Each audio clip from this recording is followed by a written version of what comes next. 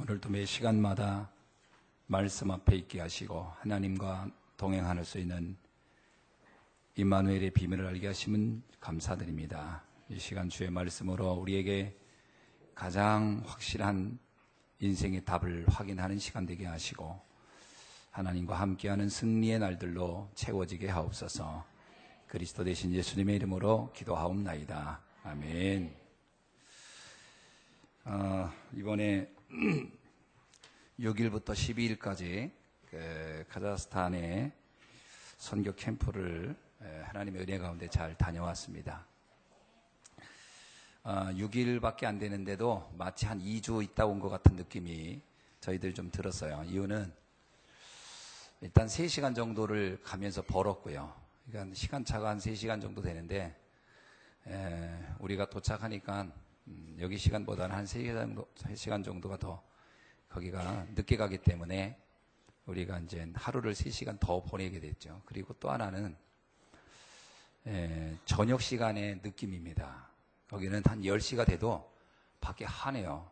10시 좀 지나야 어두워지는 것 같더라고요. 그러니까 우리는 이 6시나 7시 돼야 좀 어두워지니까 하루가 끝났구나 싶지만 거기는 9시가 돼도 그냥 낮 같으니까 하루가 길어요. 그러니까 좀 마치 이틀을 더 보낸 느낌? 굉장히 하루가 길더라고요. 아침도 굉장히 일찍 해가 떠요. 그러니까 좀 그런 시간들 때문에 그랬는지 하루가 이제 길게 느껴졌습니다. 여러 가지 일들이 많이 바빴는데 덕분에 잘 다녀왔고요. 지역 이름이 워낙 어려워서 제 혀가 잘 안 돌아가요. 크라슈네폴레 그곳에 갔었습니다. 클라슈네폴레라는 지역은 위구르 민족이 사는 곳이에요. 위구르 민족은 여러분 아시지만 신장 위구르족 해가지고 중국 쪽에 많이 있잖아요. 근데 거기가 중국하고 카자흐스탄이 국경지대예요. 국경지대인데 천산이라고 큰 산줄기가 이렇게 이제 만년설인데 그 만년설에 넘어는 중국, 그쪽은 카자흐스탄. 그러니까 이 위구르족이 양쪽에서 이렇게 흩어져 사는데 이 위구르족들이 복음을 들은 거죠. 근데 이 사람들은 100% 위구르족은 모슬렘입니다. 사실은 원래 태어날 때. 근데 그들 가운데 복음을 듣고 기독교인이 된 사람들이 있는 거죠. 거기에 아주 중요한 중직자가 핵심이 되어서 그곳에서 말씀 운동을 피고 있는 현장을 우리가 갔습니다.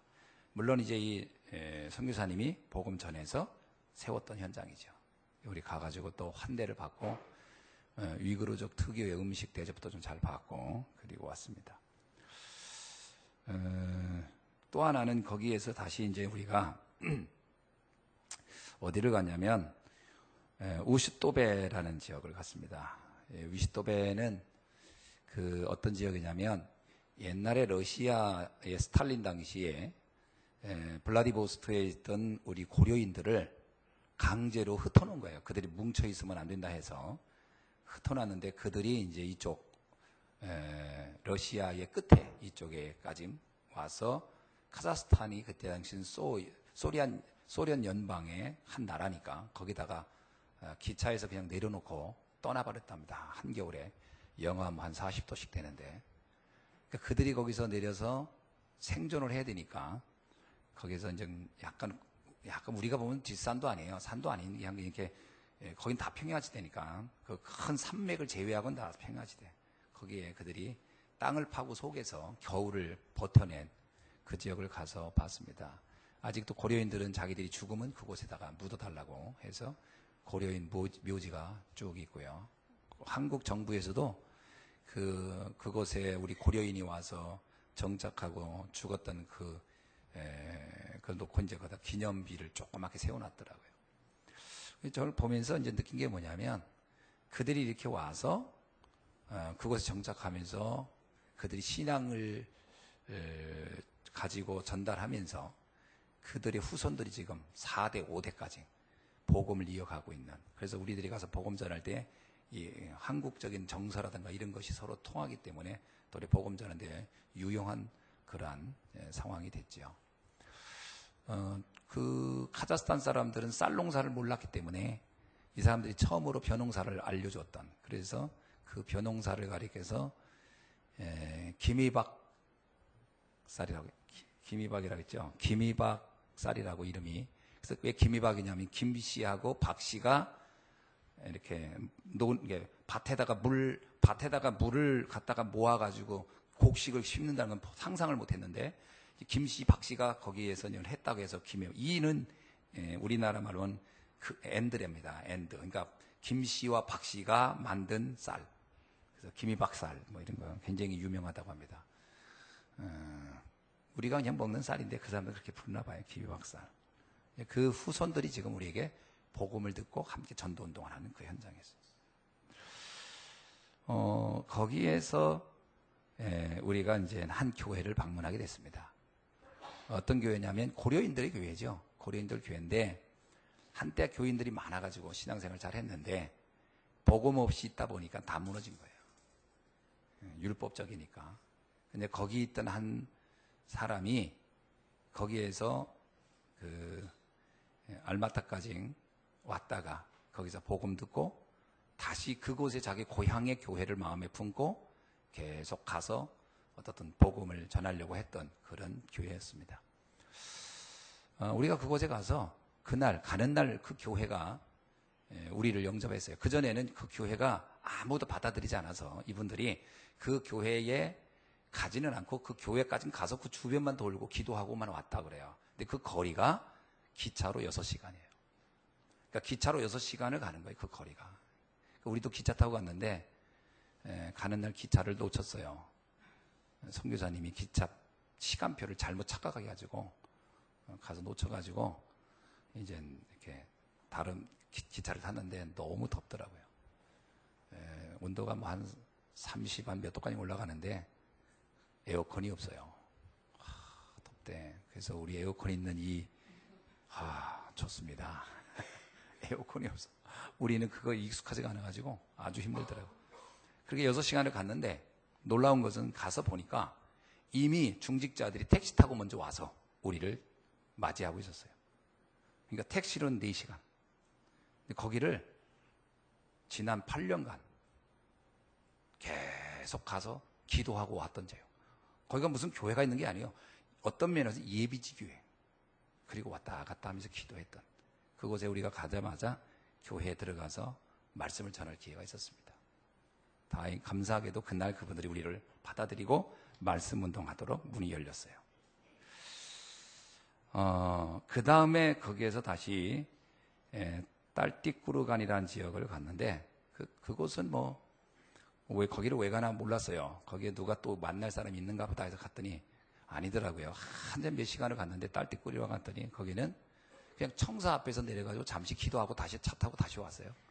왜 여기 왔냐 그랬더니 앞으로 이곳에서 전도운동을 펼칠 근거를 놓고 우리가 기도하고 있다라는 거예요. 자, 여러분 6시간, 5시간씩 가가지고 그것을 복음하려고 한다는 거예요. 우리로 말하면 쉽게 얘기하면 이렇게 얘기합니다. 자, 아무개 집사 부산 가서 복음 전할 거점을 놓고 기도하다 오세요. 그것도 8년간. 그러면 갈까요? 가긴 가겠지. 교회를 떠나겠지. 근데 그렇게 가서 사역하는 거예요. 야, 역시 중직자 또 제자 이런 모습을 새롭게 보는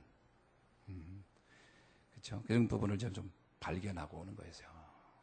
그 4시간씩 그냥 택시 타고 그냥 가는 거예요. 가라 그러면 목사님이 그 자비량으로 가는 거예요. 그냥. 나중에 그분들 자기 고백을 해요. 경제가 여인사 하나도 없더라고요. 남편이 몇십 년간 알코올 중독으로 온 집안을 다 풍지박살나고 이런 상태에서도 중직자들이 언약 잡고 가는 모습. 그러면서 너무 행복하다는 거예요. 복음 때문에. 저게 중직자고 저게 제자다. 이런 모습을 좀 보게 되는 현장이었습니다. 딸띠꾸르간에서 기도하고 그 다음에 우리가 째낄리라는 지역에 갔어요. 거기는 한인교회가 있었더라고요. 거기는 아주 지역이 너무 아름다웠어요. 왜냐하면 그가 휴양도시예요. 휴양도시. 언덕 위에 너무 아름답더라고요. 진짜 경치로는 정말 좋더라고요. 우리가 이제 이런 데 살면 좋겠다. 장수하겠다 그랬었어요. 진짜 공기도 좋고 진짜 시원하더라고요. 근데 거기에 한국인 목사님이 와서 개척을 했는데 그 교회가 한때 그 지역에서 가장 큰 500명이 모여서 예배드렸던 교회. 500명이. 근데 우리가 갔을 때 몇 명 모였을까요? 몇 명 남았냐? 충격적이게도 5명 남았어요. 그럼 그 사람들이 다 이사 가냐? 아니야. 그 마을에 살아요. 다 그 마을에 살아. 그러니까 이게 복음 없는 교회가 갖는 결론을 이번에 가서 또 봤어요. 야, 복음이 없다는 것은 이렇게 비참할 수 있구나. 아무리 열심히 신앙생활해도 그거는 아무 힘이 없는 겁니다. 그 헌신, 수고 다 복음 없는 것. 다 무로 끝나요. 그 목사님도 그동안 뭐 상처도 있고 막 말도 못했겠죠. 담임 목사님은 뭐 풍을 3번이나 맞아가지고 거의 사람 역할을, 뭐 목회자 사역을 못하고 부인된 사모님이 목사 안수 받아서 이제 이어가고 있는데, 그전만 해도 목사님이 그러더라고요. 거기에 가도 그 사모님이 상처 때문에 다른 외부인을 전혀 만나지 않고 원치도 않고, 그래서 도와줄 수도 없고 도움을 청하지도 않아서 했는데, 이번에는 갔는데 감사하게도 우리를 맞이해 줬어요. 또 가서 또 간단하게 복음을 전했는데 이분이 마음의 문을 열고 앞으로 계속 만남을 갖도록 이렇게 됐습니다. 거기까지는 갔던 보람이 좀 있었죠. 뭐 그곳에서 이제 안과 의사도 만나고 또 러시아 식당 주인도 만나고 한인 식당 사장님도 만나고 이렇게 왔습니다. 어떻든 그러면서 그것을 다 돌고 왔어요. 우리가 이제 기차로 한 6시간 갔다가 돌아오는 그런, 근데 그걸 나중에 나는 뭐 그래도 꽤 많이 갔다 온 줄 알았어요. 근데 나중에 강진우 집사가 그러더라고요. 목사님, 우리가 갔다 온 지역에 진짜 러시아 전체 지도를 놓고 보면요, 한 동네 갔다 온 거예요. 한 동네. 러시아에서 이 선교사님이 지금 만나고 있는 지교회를 다 갔다 오면 가는데 기차로 3일, 오는데 3일 걸린대. 근데 거기를 8년간 계속 사역을 하는 거예요.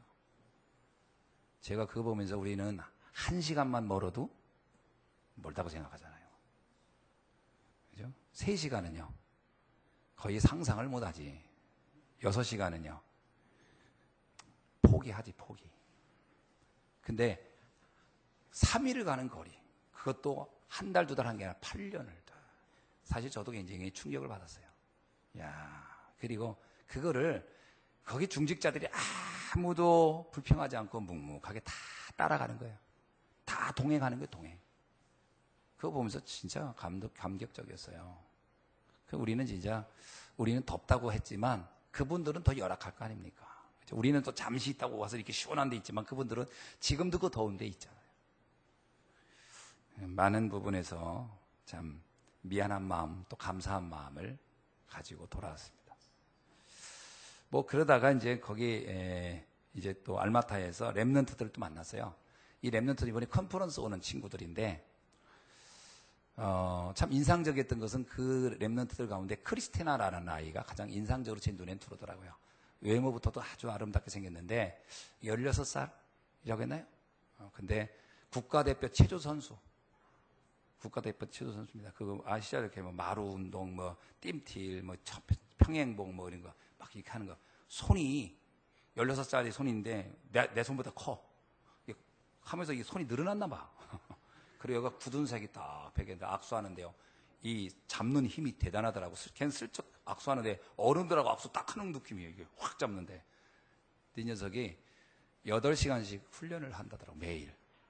근데 참 감사한 건 뭐냐면 훈련을 너무, 그러니까 우리 그 메시지 훈련을 너무 잘 받고 있어요. 그러면서 내가 물어봤어요. 이제 자기들이 이 포럼을 좀 시켜봤더니 뭐라고 얘기하냐면, 말씀을 들으면서 나오는 그 힘으로 지금 이 어려움을 견뎌내고 있다. 참 말씀 잘 타더라고요. 참 기특하다 내가 속으로 했어요. 근데 이 친구들이 이번에 우리 컨퍼런스에 참여하고 우리 교회에 일주일간 있을 겁니다. 한 6명 정도 올 것 같은데 일단은 와서 같이 있어보자라고 했어요. 물론 걔만 그런 게 아니고 나머지 다른 친구 중에 또 시달리는 렘넌트, 여전히 완전히 시달리는 렘넌트, 우리 교회에서 많이 봤던 렘넌트, 비슷한 렘넌트 거기 또 하나 있어요. 말씀 전혀 관심 없는 렘넌트. 목사님이 그러더라고요. 쟤는 예배 시간 제일 뒤에서 잔다고. 그런 렘넌트 우리 많이 봤잖아요. 그런 놈도 또 있고. 걔도 또 이번에 오더라고요. 근데 그 아이들 공통적인 부분이 있어요. 3년간 이 컨퍼런스를 참여하고 싶어서 그동안 기도하고 준비하고 오는 거래요. 참 기특하더라고요. 3년간. 그리고 하나는 럭비 선수라겠나요? 럭비 선수 코치? 예, 그 사람은 국가대표 선수인데 이 사람 또 뭐라고 하냐면 자기는 컨퍼런스 너무 가고 싶어. 그래서 지금 기도 중에 있었지만 자기 형편에서 못 가. 내년에는 꼭 갈 겁니다. 그러더라고요. 그래, 오라고 그랬어요. 그들은요, 비행기 싹도 자기가 준비해요. 등록금도 자기가 준비해요. 여기서 있는 기간 동안에, 훈련 기간 동안에 있는 그 기간 제외한 나머지 체류하는 시간도 자기들이 자비량을 준비해야 되는 거예요. 비용이 만만치 않습니다. 그렇죠? 굉장히 많이 들죠. 우리나라하고 그 경제 규모가 너무 달라서 우리는 비행기 한번 타고 온 게 80만, 그들은 우리로 말하면요, 2배, 160만 원, 180만 원씩 내고 온다고 봐야 돼요. 비행기 쌍만. 우리나라 돈으로. 그리고 여기서 똑같아요. 그러니까 뭐 비용이 만만치 않은데, 그러니까 이 사람이 3년, 4년 준비해서 오는 거예요. 그게 얼마나 간절하겠습니까, 마음이. 근데 우리는 어때요? 가라 해야 가볼까요? 이 간절함이 없어요, 간절함이. 와 있는 축복도 잘 몰라. 성도들 관심도 없잖아요. 그분들은 그냥 그 말씀 듣고 싶은 마음에. 우리들 자세부터가 많이 반성되더라고요. 이런 생각이 들어요. 가기 싫은 아이들 보내지 말고 그렇게 해외에서 가고 싶은 아이들 후원해야 되겠다. 그 돈으로. 앞으로는. 그렇죠? 응답 받고자 하는 사람을 도와줘야지. 응답 받고 싶지도 않은 친구 후원해서 뭐 하겠나. 어차피 우리는 전 세계 복음을 하려면 그런 제자들이 곳곳에 세워지는 게 목적이지 우리 안에 막 교회에 많아지는 게 문제는 아니지 않나. 많이 생각하게 됐어요. 앞으로 이제 경쟁을 우리 안에만 있는 게 아니라 해외하고 경쟁을 해야 돼요, 여러분들. 여러분이 그들보다 더 인도를 못 받으면 국물도 없다. 국물도 없다. 이제 기회도 없다. 왜냐? 꼭 이 사람이어야 되냐? 그건 아니에요. 하나님이 원하는 사람을 보내야지. 내가 아니까, 내 자녀니까. 그건 전제한 조건이 아니다. 하나님이 원하는 사람을 보내는 것이다. 그렇죠? 그런 생각들이 많이 생겨요. 이번 컨퍼런스는 저는 이거 보면서 내가 컨퍼런스에 대해서 좀 별로 강조를 안 했는데 진짜요. 우리는 우리 세대 때 복음 듣고 갈 거다. 그거는 진짜 비참한 거예요. 이 복음은 다음 세대로 전달돼야 됩니다. 그럼 우리는 우리 다음 세대를 놓고 우리가 어떤 발판을 놔주겠냐. 우리의 믿음의 모습이 우리 후대들에게 가장 확실한 교육의 장이에요. 내가 믿음으로 흔들린다. 다음 세대는 기대할 것도 없습니다, 솔직히. 내가 영적이지 않는데 무슨 자녀가 영적일 거라고 기대하겠습니까? 그건 욕심이지. 우리가 먼저 하나님이 우리에게 사명 주셔요. 발판 놓으라고.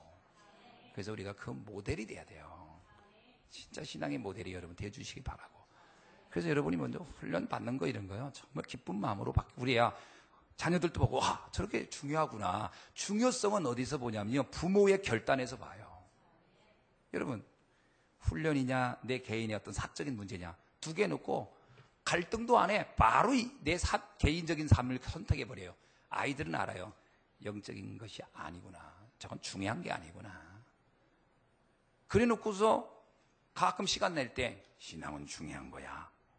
믿음은 중요한. 백날 외쳐보세요. 그 아이의 가기는 이미 다른 게 들어왔는데 속으로입니다. 엄마도 그렇게 안 하잖아. 아빠도 그렇게 안 하잖아. 그러면서 왜 나한테 영적인 이야기는 가끔씩 본인의 양심에 걸려서 하는 얘기지 그게 중요해서 하는 건 아니거든요. 그 아이들이 압니다. 그거. 그러니까 여러분 진짜 내가 영적인 중심이 어디 있는지는 말로 표현되는 게 아니에요. 영적인 건 말로 표현되는 게 아니고요. 내 중심으로 들어가는 거예요.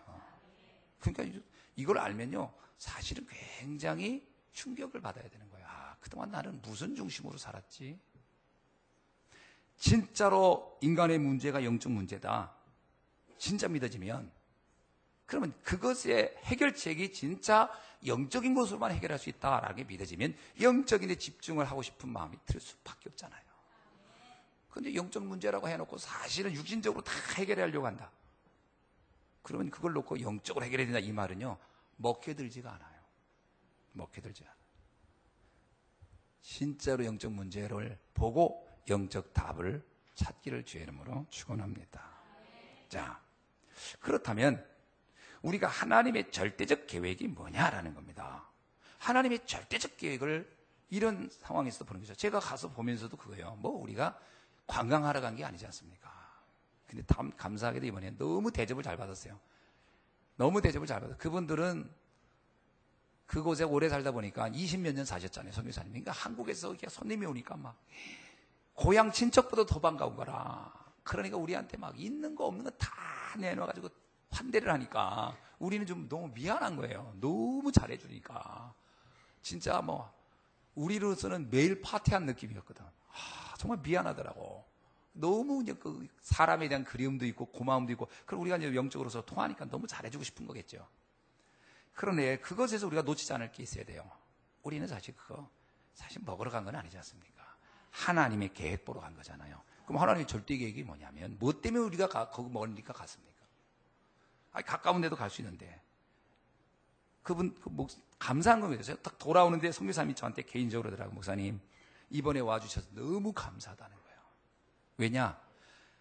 아까 얘기했죠. 우스토베라고 하는 곳에 그 교회를 열어보려고 그렇게 몸부림을 찾고 가서 매일 몇 시간씩 기차 타고 가가지고 그곳까지 가서도 그 교회 문을 열어주지 않아서 못 들어갔는데, 감사하게도 하나님이 타이밍이 딱 됐는지 우리가 오니까 그분이 문을 열어줘서 가서 말씀 전했고, 말씀 운동 문이 열리셨으니 얼마나 감사하냐.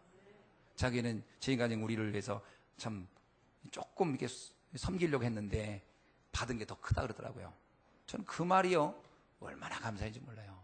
그렇죠. 그분들이 진짜로 생각해 보세요. 8년을 갔는데 문이 안 열린 곳에 하루에 딱 열렸어요. 그러면 그 감격함이, 여러분, 뭐 생각 없다 가서 열렸다, 그건 은혜가 없는 거고 감사도 없죠.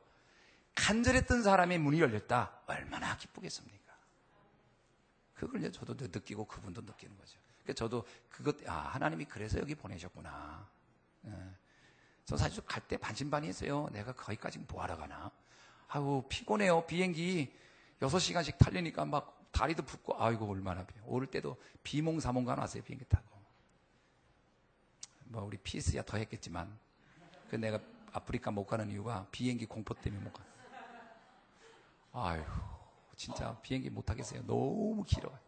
그 밀폐된 곳에서 그냥 몇 시간을 가만히 앉아있다는 것도 좀 정말 괴로워. 근데 그걸 왜 가죠? 처음엔 목사님이 제발 와달라고 해서, 그래, 한번 가야지.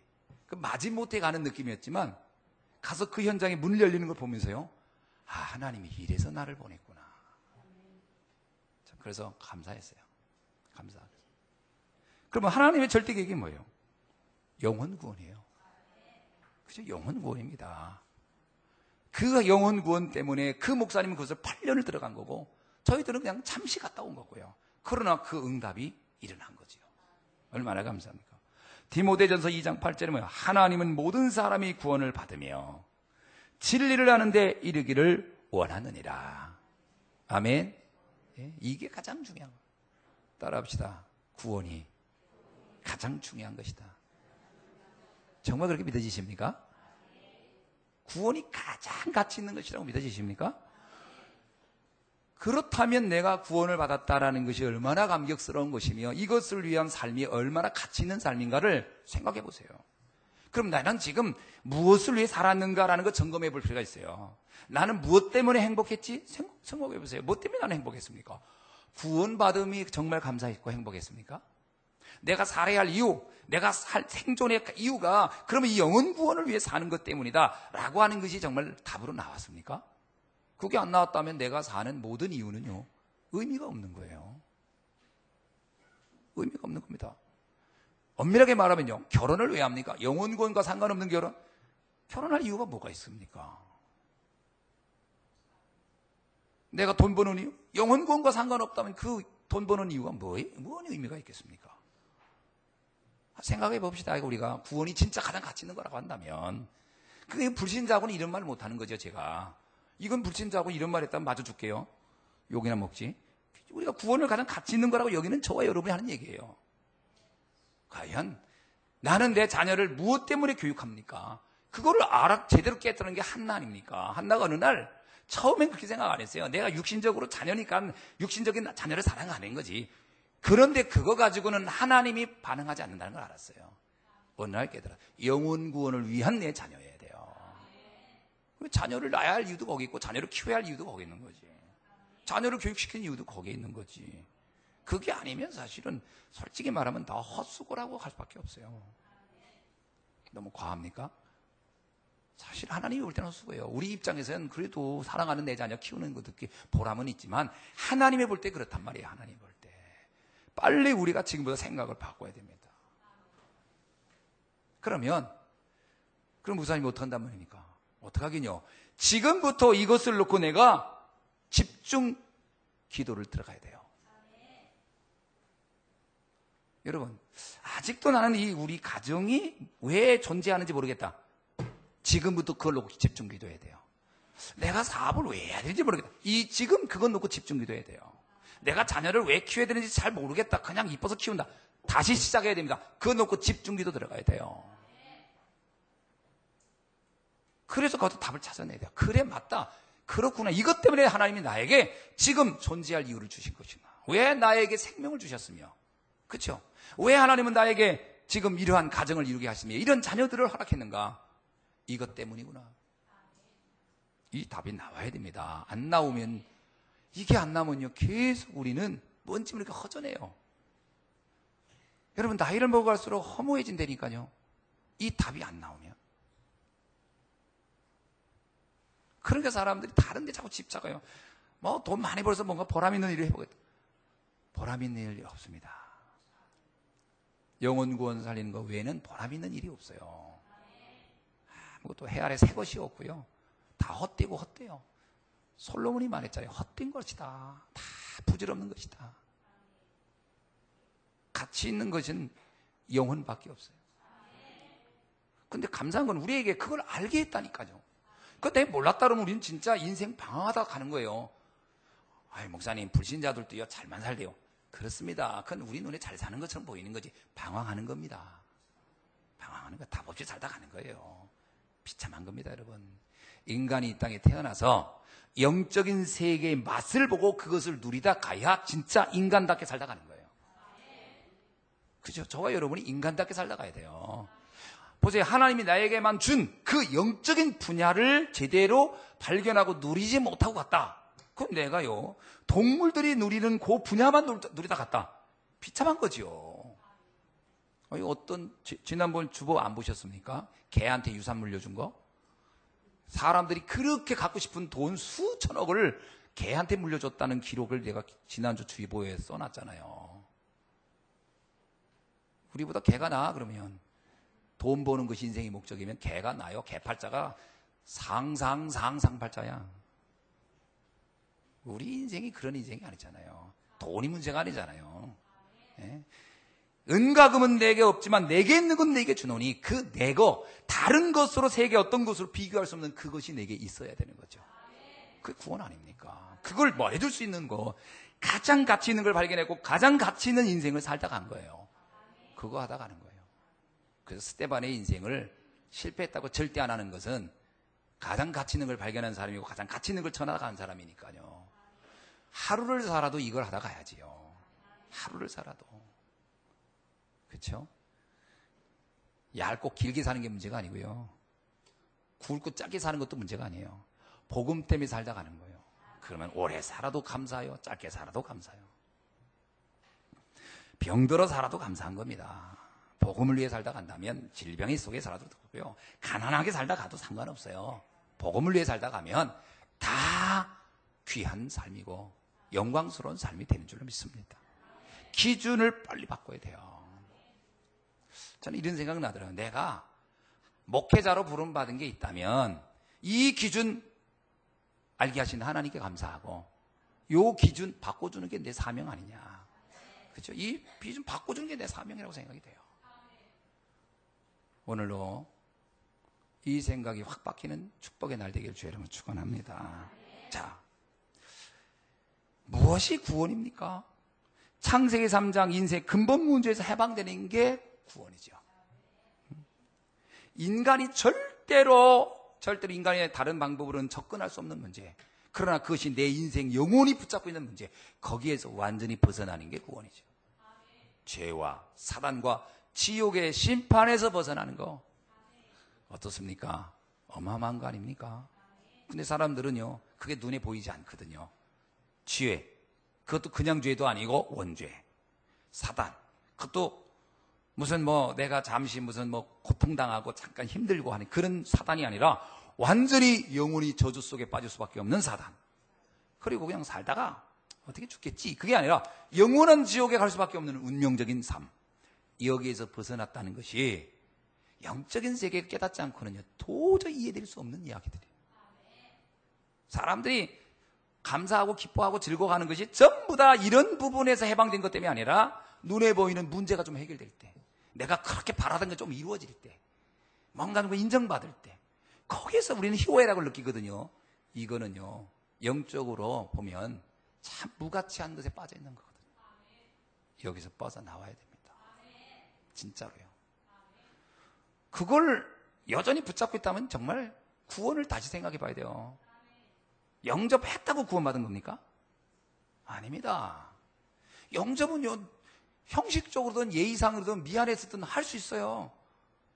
내 중심이 무엇을 붙잡고 있느냐라는 거예요. 무엇 때문에 행복하냐는 거잖아요. 그 구원이 이해돼야 되죠. 두 번째는 진리입니다. 진리가 뭡니까? 어제 이번에 갔던 그 교회 다 무너진 교회 한 500명쯤 모였는데 다 무너져 5명 남았다고 하는데 그 사모님이 나와서 계속 이제 뭔가 설명을 하는데 제일 많이 한 설명이 뭐냐면 진리라는 단어였어요. 나는 진리를 발견하고 진리를 알고 진리를 탐구하고 막 그 얘기하시는데 제가 가만히 들어봐서요. 성경이 말하는 진리와 저분이 말씀하는 진리가 같은 걸까? 진리가 뭡니까? 뭐가 진리입니까? 진리가 뭐죠? 진리는 근본 인생 문제의 해방자이신 그리스도가 진리입니다. 진리는 그거예요. 왜 진리가 그거냐? 요한복음 1장 17절에 보니까 은혜와 진리는 예수 그리스도로 말미암아 온 것이라. 은혜와 진리는요, 예수 그리스도로 말미암아 온 거예요. 진리는 그리스도예요. 요한복음 14장 6절 내가 곧 길이요 진리요 생명이니 나로 말미암아서 아버지 갈 자가 없다. 이게 진리예요. 그리스도가 진리예요. 왜 그리스도가 진리입니까? 여러분 보세요. 선과 악의 절대 기준 뭐예요? 그리스도입니다. 그리스도를 아는 자 선한 자요. 그리스도 모르는 자 악한 자요. 선악의 절대 기준 그리스도예요. 그래서 그게 진리예요. 축복의 절대 기준 뭐가 축복이면 뭐가 저주입니까? 사람들은 진리를 알면 축복받는데 뭐가 진정한 축복이고 뭐가 진정한 저주입니까? 그리스도입니다. 그리스도 모르는 자는 저주받은 자요. 그리스도 아는 자는 축복받은 자. 그래서 그리스도가 진리예요. 뭐가 생사의 기준입니까? 무엇이 산 사람이고 뭐가 죽은 자입니까? 그리스도 모르는 자는 죽은 자요. 그리스도 아는 자는 산 자요. 그래서 생사의 기준이 그리스도예요. 그래서 그리스도가 진리입니다. 진리란 절대적 가치를 말하는 거예요. 무슨 말인지 이해하시죠? 그리스도가 아닌 것으로 생사를 평가하려고 한다거나 그리스도를 떠난 것으로 축복과 저주를 얘기하려고 하거나 그리스도를 떠난 것으로 선악을 얘기한다. 허망한 말입니다. 허망한 얘기예요. 네? 그리스도를 모르면서 진리로 논하는 것은 허공을 치는 거예요. 저는 그분이 이런 얘기하는 건데 진리는 난 알았다고 해서 막 얘기하시는데 저 진리가 윤리와 도덕적인 이야기가 아닐까? 그건 진리 아닙니다. 윤리와 도덕은 진리가 아니에요. 절단코 아니에요. 1000번 만번 얘기해도 윤리와 도덕은 진리가 아니에요.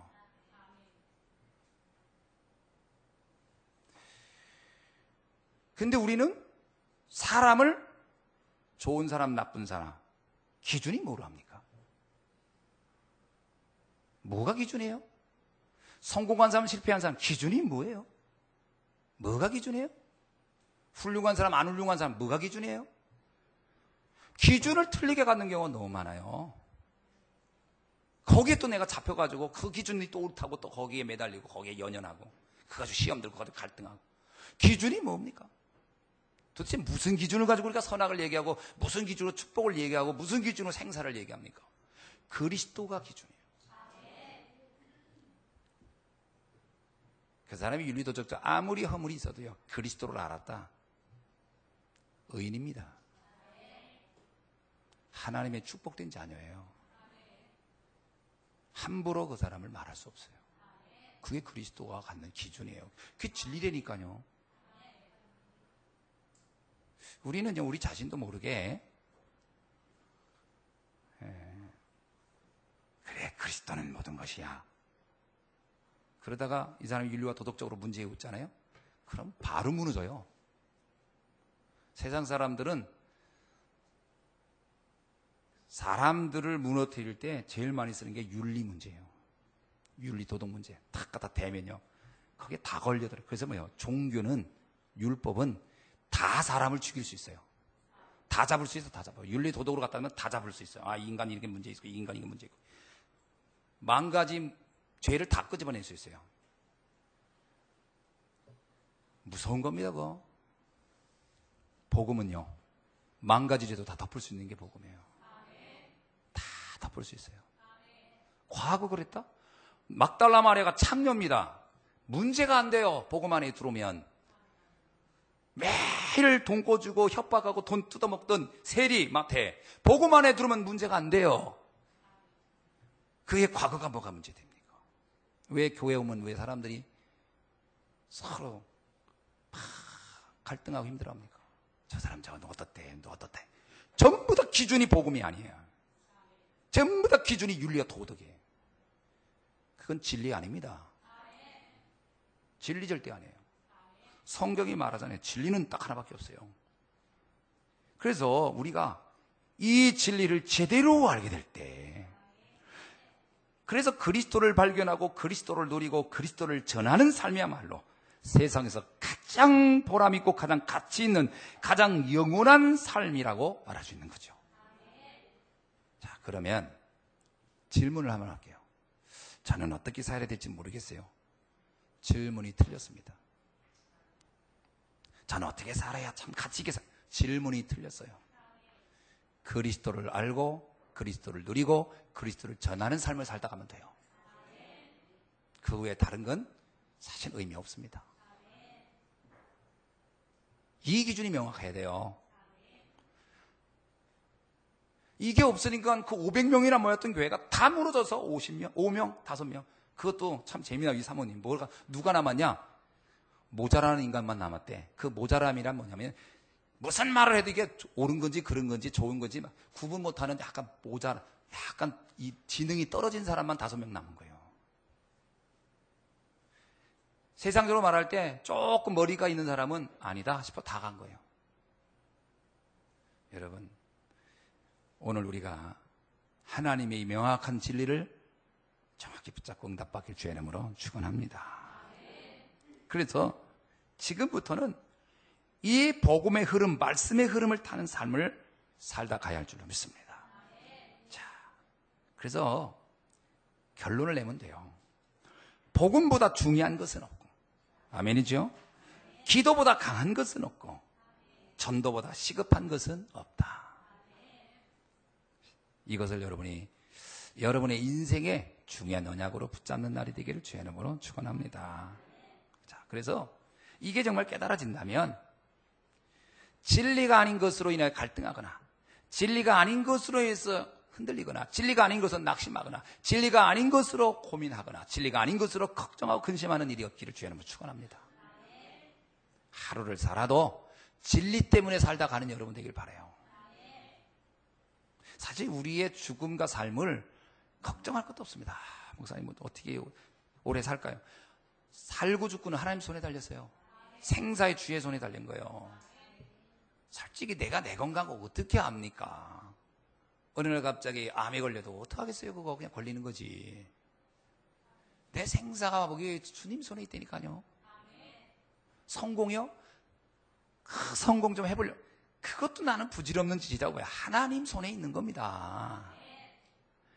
나는 솔직히 이래야 된다고 봐요. 간단하게 생각해서 나는 오직 복음을 전하고 복음을 사람이 살다 갈 것이다. 그러면 하나님이 그것에 유용한 내가 경제 쪽에 하나님의 뜻이 있다. 경제문을 열어주실 것입니다. 내가 뭔가 이것이 내 어떤 전문성과 탤런트가 하나님 표현이 그것이 내게 필요한 것 같다. 그 문을 하나님 열어주실 것입니다. 이것 하다 보면 만남이 필요하다. 왜? 복음과 전도 유익하니까 만남이 필요하다. 하나님 만남도 열어주실 것입니다. 그래서 복음 안에 나오는 축복, 복음 안에서 나오는 응답을 받기를 주의 이름으로 축원합니다. 진짜 이거 한번 누려봅시다. 하루를 살아도 이 맛을 한번 보다 가야죠. 저와 여러분, 그죠?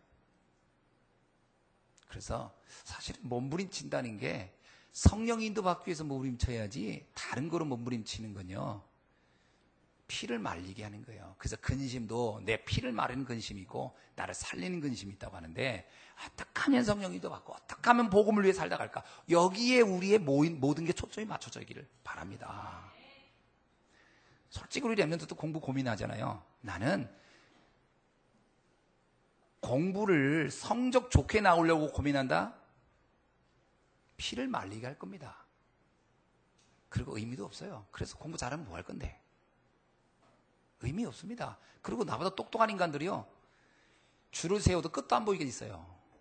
그들하고 경쟁해야 될 텐데 감당할 수 있겠습니까? 부질없는 짓이에요. 부질없는 짓. 공부를 잘한다 못한다가 기준이 되면 안 돼요. 내가 복음 때문에 이걸 해야 되나? 그래, 복음을 위해서 할 것이다. 잘하고 못하고 상관없이 하나님이 쓰실 겁니다. 거기에 결론 내셔야 돼요. 그 결론이 안 나니까 계속 방황하는 거예요. 계속 쓸데없는 노력하다가 허무하게 살다 가는 거예요.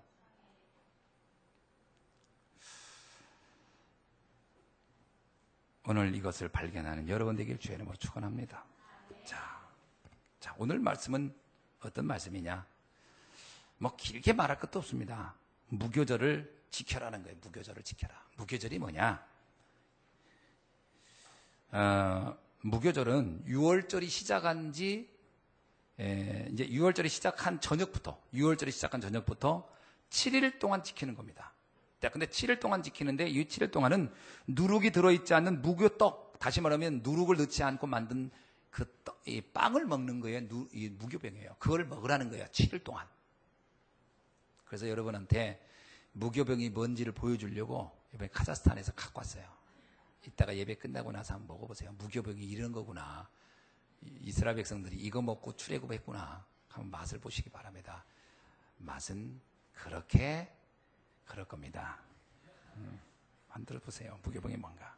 그러면 이걸 왜 먹으라고 했는가 하는 겁니다. 이유가 있어요. 12장 17절. 뭐라고요? 너희는 무교절을 지켜라. 이날에 내가 너희 군대를 애굽 땅에서 인도하여 내었음이니라. 출애굽의 축복을 각인시키기 위한 거예요. 출애굽 구원을 내 영혼 속에 담으라 하는 거예요. 그게 무교병을 지키는 이유입니다. 여러분, 내 구원에 감격이 있습니까? 그거 각인시켜야 돼요.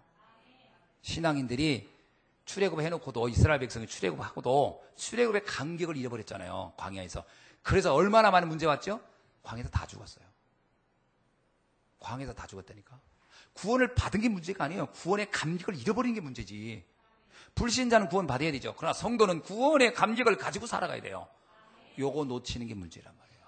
오늘날 성도들에게 가장 큰 문제가 이거예요. 그래서 예수님이 뭐라고 했어요? 바울이 뭐라죠? 너는 첫사랑을 기억하라. 내가 구원받았을 때 그 감격을 기억하라. 여러분, 구원받았을 때 감격이 있습니까? 너무 감사하고 행복했던. 그게 계속돼야 되거든요. 시간 지나면요, 이게 사람의 마음이란 게 묘해요. 이제 그 부분에 감격 없어요. 마음이 다른 데 가 있어요. 그게 사우랑이 그래서 무너진 거예요. 그 감격을 잃어가지고.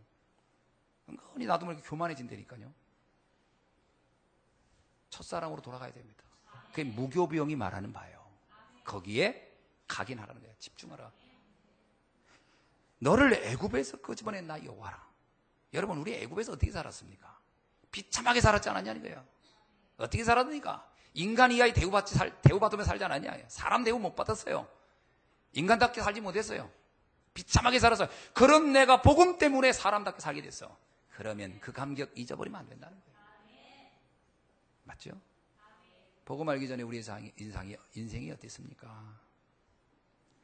말 안 해도 알잖아요. 그게요, 떡과 포도주를 먹으면서 성만찬하라는 말과 같은 말이에요. 네가 구원받기 이전의 삶이 어땠냐? 떡과 포도주를 나누며 그리스도가 나를 위해 십자가에 대신 죽은 그 감격을 잊지 말아라. 무교병, 이 무교절과 성만철이 굉장히 유사한 의미를 가지고 있어요. 구원의 감격을 유지하라는 거예요. 이 무교절은 광야 40년간 지켰어요. 근데 형식만 남아서, 형식만 40년을 지켰지만 형식만 남아서 무교절을 지켰지만 무교절의 의미를 다 잃어버렸단 말이에요. 예수님 당시 마태복음 26장 17절에 보면 그들이 그때도 무교절을 지켰어요. 그런데 무교절의 절기만 남았지 그 감격, 핵심이 빠져버렸어. 우리가 잘못하면요, 찬양을 부릅니다. 날 구원하신 주님. 근데 감격이 없어. 노래만 잘 불러. 그럴 수 있다니까요. 구원에 대한 노래도 하고 찬양을 하는데 감격이 없어. 앵무새처럼 입만 그냥 움직이는 거예요. 그게 40년 광야 생활이 그랬고 예수님 당시에 유대인들이 삶이 그랬어요. 그러니까 핵심이 빠져버린 거예요. 감사가 없어요. 감격이. 누룩 없는 무교병을 먹어라. 얼마나 중요한 겁니까? 여기서 뭐라고 하냐면요, 보세요. 만약에 네가 유교병을 먹는 자는, 15절에 보세요. 만약에 네가 일곱째 날까지 유교병을 먹는 자는 이스라엘에서 끊어지리라. 끊어지리란 말은 무슨 얘기냐면요, 공동체, 하나님의 백성의 언약에서 떨어져 나갈 것이다. 이건 저는요, 구원하고 상관이 있는 게 아니에요. 하나님의 축복의 대열에서 떨어져 나갈 것이라는 거예요. 세계복음화의 언약에서 떨어져 나갈 것이다. 내가 만약에 세상적인 즐거움에 빠져 있으면, 내가 하나님의 그 구원 때문에 감격이 없다면 너는 하나님의 세계복음화의 축복의 대열에서 떨어져 나갈 것이다. 비참한 삶입니다. 구원받고서요, 한 시대의 언약을 누리고 가야지 하나님이 내 인생을 책임자가 안 되어지고 넌 알아서 살아. 그냥 비참한 겁니다. 그걸 뭐냐면 성경에서 부끄러운 구원이라 그랬어요. 부교병이 그 얘기예요. 자, 그러면서 뭐라고 얘기합니까? 누룩이란 건 뭐예요? 그러면 유교병은 뭐고 무교병은 뭐예요? 무교병과 무교병과 유교병의 차이는 누룩을 넣느냐 누룩을 넣지 않았느냐의 차이예요. 자, 누룩을 넣으면 이거는 유교병이에요. 우리가 파리바게뜨 가서 먹는 것은 유교병입니다. 뚜주로 먹는 빵은 유교병이에요. 다 누룩을 넣어서 부푸는 거예요. 맛이 어때요? 달콤하지요. 그 빵이 중독성이 있어요. 그죠? 유교병은 중독성이 있어요. 세상에 그 달콤함이 기가 막혀요. 여러분, 세상의 달콤함 기가 막힙니다. 세상이 얼마나 우리를 달콤하게 해요. 거기 한번 빠져들면 헤어나기 어려워요. 근데 그것을 만드는 핵심이 누룩이래요. 누룩을 뭐라고 표현했어요, 성경에서? 마태복음 16장 6절 12절. 너는 삼가 바리새인과 사두개인들의 누룩을 주의하라. 12절에는요, 마태복음 16장 12절에는 바리새인과 사두개인들의 교훈을 말하는 것이라.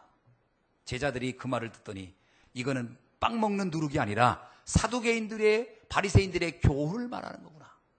그러면 사두개인과 바리새인들이 말하는 교훈이 뭡니까? 핵심은 뭐예요? 사두개인은요, 영적 사실을 믿지 않았던 사람들이에요. 그들은 부활을 믿지 않았다고 그랬어요. 그들은 영적 사실을 절대 안 믿어요. 사두개인. 오늘날 성도들이 구원을 받고도요, 희한하게 삶 속에서 영적 사실을 무시하는 사람이 있어요. 그 사람의 특징이 있어요. 예배 중요하게 여기지 않습니다. 그 사람의 특징이 있어요. 기도 중요하게 여기지 않습니다. 왜? 영적 사실은 예배와 기도라는 것 통해서만 확인되는 거예요. 이거 안 합니다. 구원받고도요, 기도도 안 해요. 진짜 말씀 묵상, 하나님 앞에 성령 충만을 받으려고 한 노력 절대 안 합니다. 이게 뭔지 아세요? 바리새인, 사두개인 같은 신앙이에요.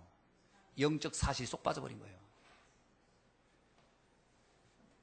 교회를 다니는 사람들 중에 영적인 사실을 절대 안 믿는 사람, 전 무지하게 많을 거라고 봅니다. 잘 안 믿어요. 그러니까 함부로 말하고 함부로 떠드는 거예요. 그게 얼마나 큰 치명적인 문제가 올지도 몰라요. 함부로 말하면 안 됩니다. 영적인 것은 아주 중요한 거거든요. 그래서요, 우리가 항시 겸손해야 돼요. 사울왕이 영적인 걸 되게 무시해버렸어요. 그거 그냥 형식 대충 하면 되지. 예배를 드리는데 사무엘이 와서 드려야 돼요. 근데 필요 없어. 내가 알아서 다 한다. 영적인 걸 무시해버리는 거예요. 내가 알아서 다 해버리는 거예요. 하나님 뭐냐? 사울아, 내가 너를 버리노라. 그러면 끝인 겁니다. 영적인 부분에서 하나님으로부터 떨어져 나면 끝난 거예요. 이게 누룩이라는 거예요. 사도계인들이 왜 다 망했는지 아세요? 역사는 우리에게 증거해요. 사도인들 다 망했어요. 그 영적인 사실을 완전히 몰랐기 때문에. 요거 조심하라는 거예요. 누구한테 얘기하냐면 제자들한테 한 얘기예요. 제자들. 예수님이 불신자한테 너 누룩 조심해 이 말한 게 아니에요. 제자들에게 말한 거예요. 너 영적인 부분이 무뎌지지 않도록 조심하라. 무뎌질 수 있습니다. 우리는 참 묘해요. 우리는 크리스찬이라고 해요. 우리는 하나님 자녀라고 해요. 우리는 하나님, 보이지 않는 하나님을 섬기는 영적인 사람들이라고. 그런데 삶으로 들어가면 아주 영적이지가 않아요. 아주 육신적이에요. 사도계인입니다. 매사가 육신적이에요. 사도계인입니다. 반드시 문제 옵니다. 빨리 돌아서야 돼요. 말하는 거, 생각하는 거 굉장히 영적이어야 돼요. 그래서 뭐라고 하는지 압니까? 악한 것은 생각도 하지 말라 그랬어요. 악한 것은 입에 올리지도 말라 그랬어요. 영적이기 때문에 그렇습니다. 그래서요, 항상 내 마음속에 감사와 찬양과 기쁨이 넘쳐나야 됩니다. 그리야 하나님이 그 영적 그릇 위에 하나님의 축복을 담으십니다. 두 번째는 바리새인입니다. 바리새인의 교훈은 뭐냐? 위선자예요. 믿음이 아니에요. 행위예요, 행위. 마태복음 23장 23절. 그들은 믿음 대신 행위인 율법만 강조하는구나. 예수님이 딱 지적했어요. 사두개인 너희는 부활을 믿지 않는 아주 육신적이고, 바리새인 너희는 율법만 강조하고 믿음이 없구나. 요거를 조심하라는 겁니다. 이게 누룩입니다. 유교병은 바로 이것이 내 삶 속에 돌아버리는 게 유교병이에요. 이거를 멀리하는 것이 무교병이에요. 무교절이는 뭐냐? 나를 아주 하나님의 사람을 영적으로 민감하게 만드는 게 무교절입니다. 이거를 집중하라는 거예요. 집중하셔야 됩니다. 이거 영적인 건 집중해야 되지. 사단은요, 끊임없이 육신적인 거를 넣어주려고 그래요. 끊임없이 주변 사람의 말을 통해서, 어떤 매체를 통해서 끊임없이 육신적인, 그게 뭐라 달콤하다 그랬어요.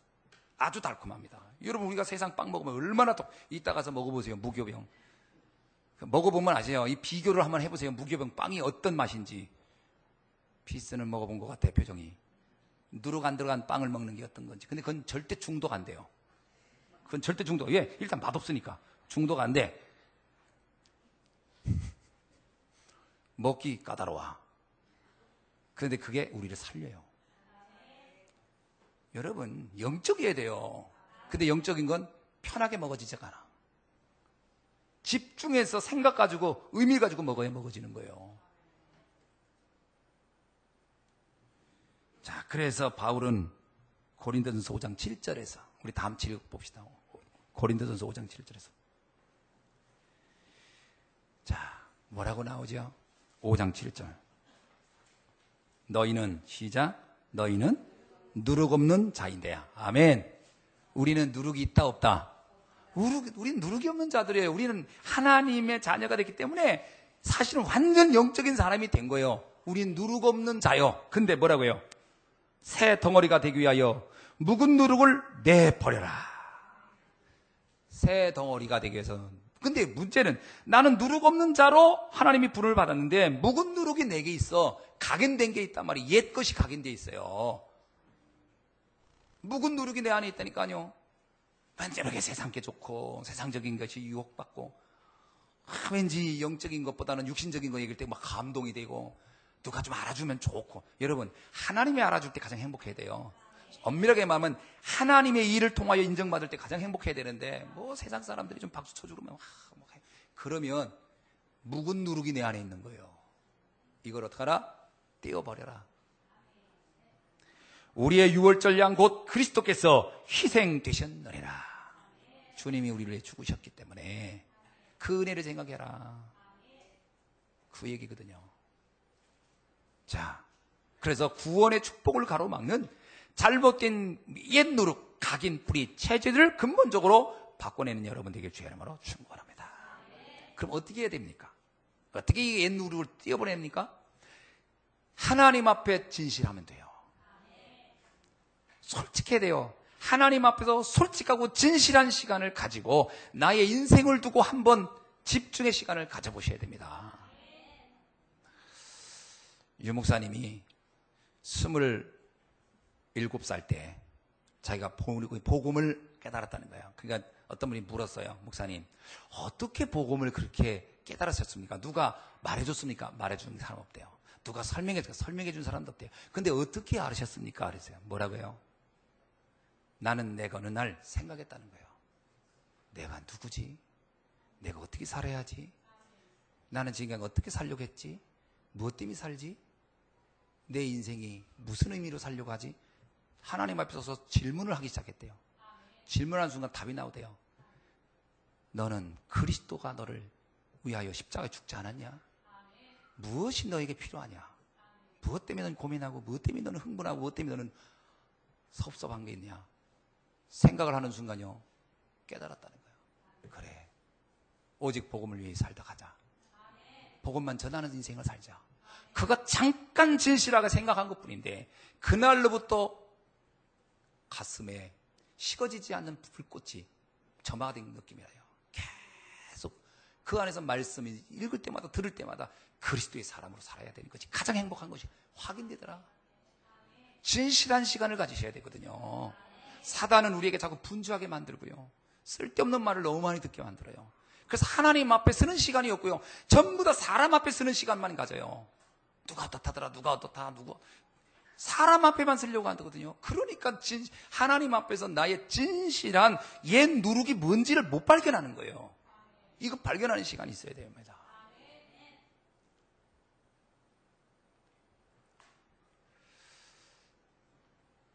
오늘 그 축복의 날이 되기를 주의 이름으로 축원합니다. 자, 그렇게 되면 받은 은혜가 보일 겁니다.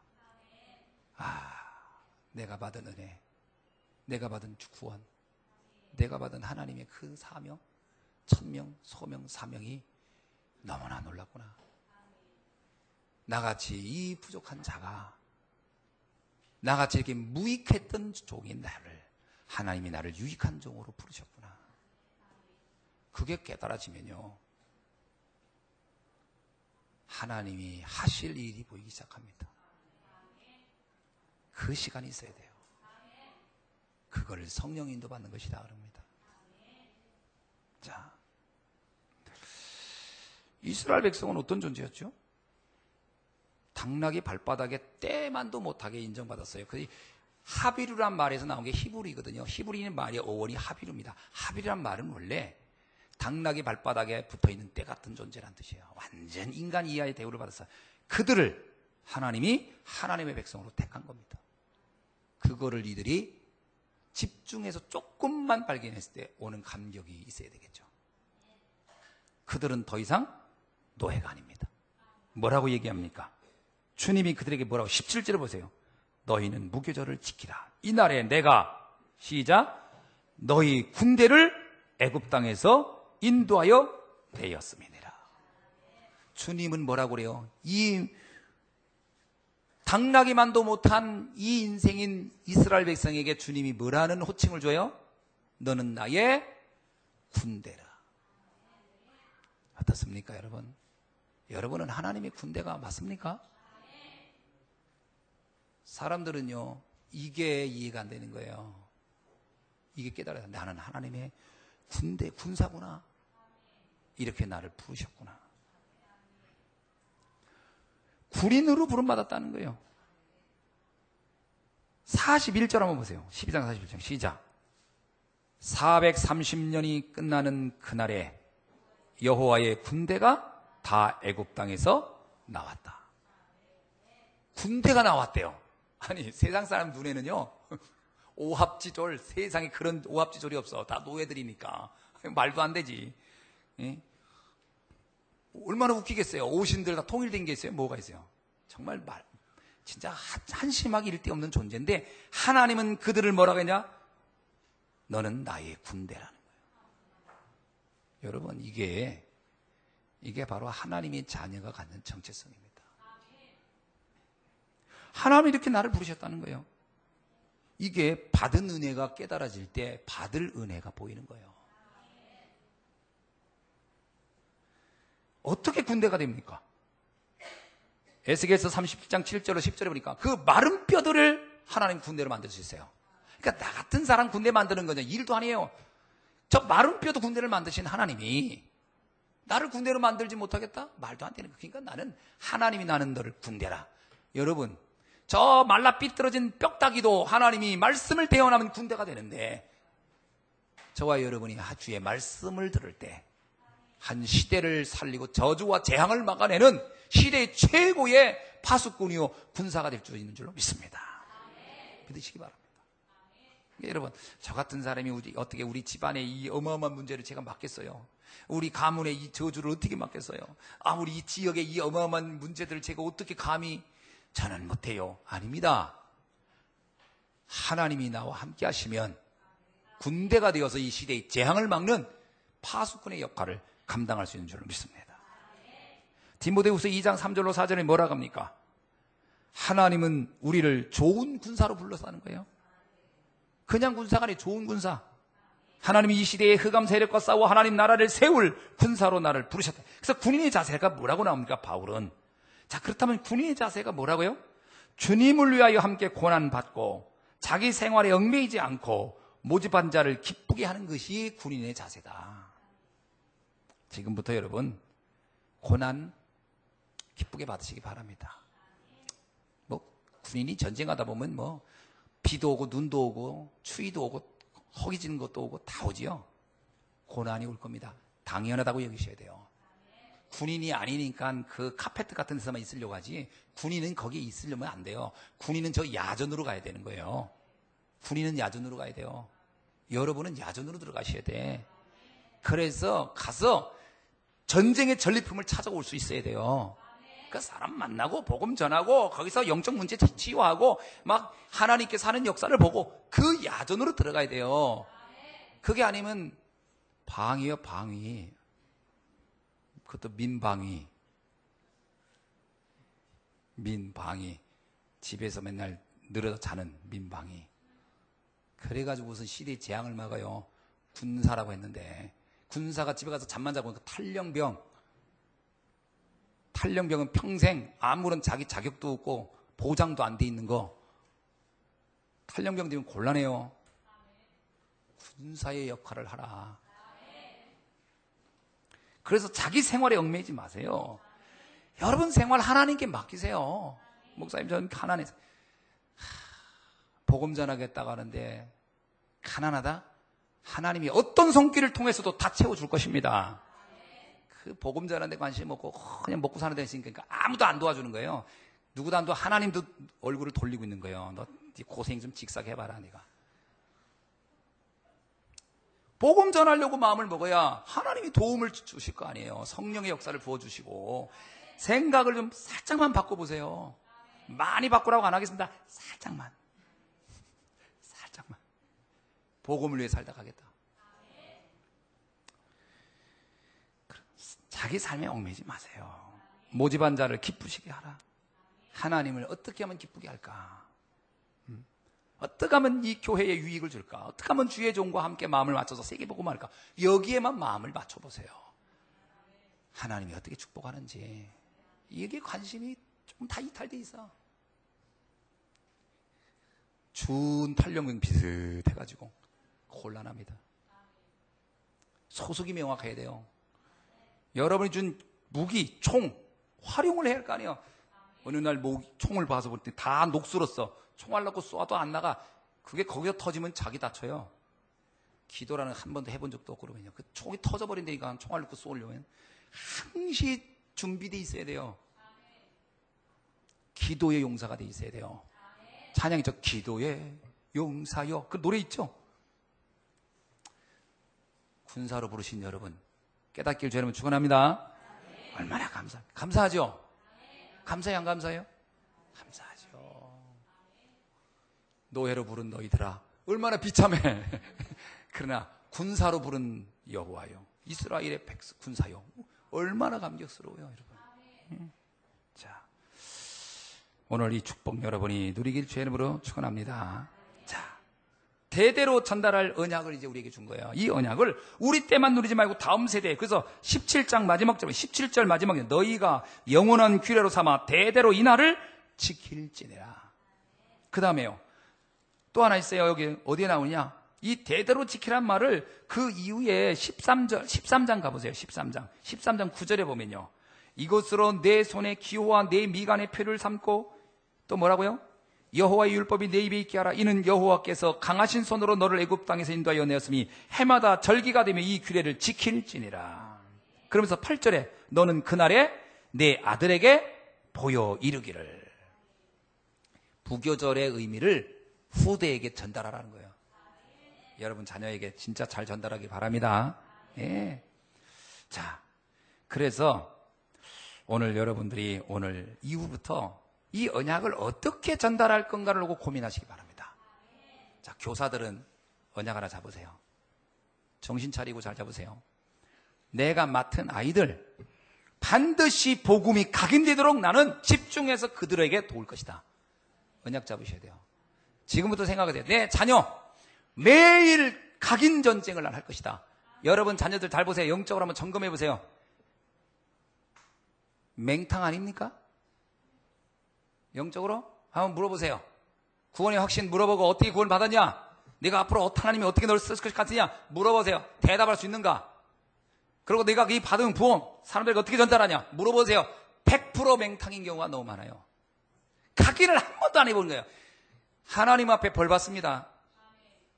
내 자녀에게 각인시켜라. 각인시켜야 돼요, 여러분.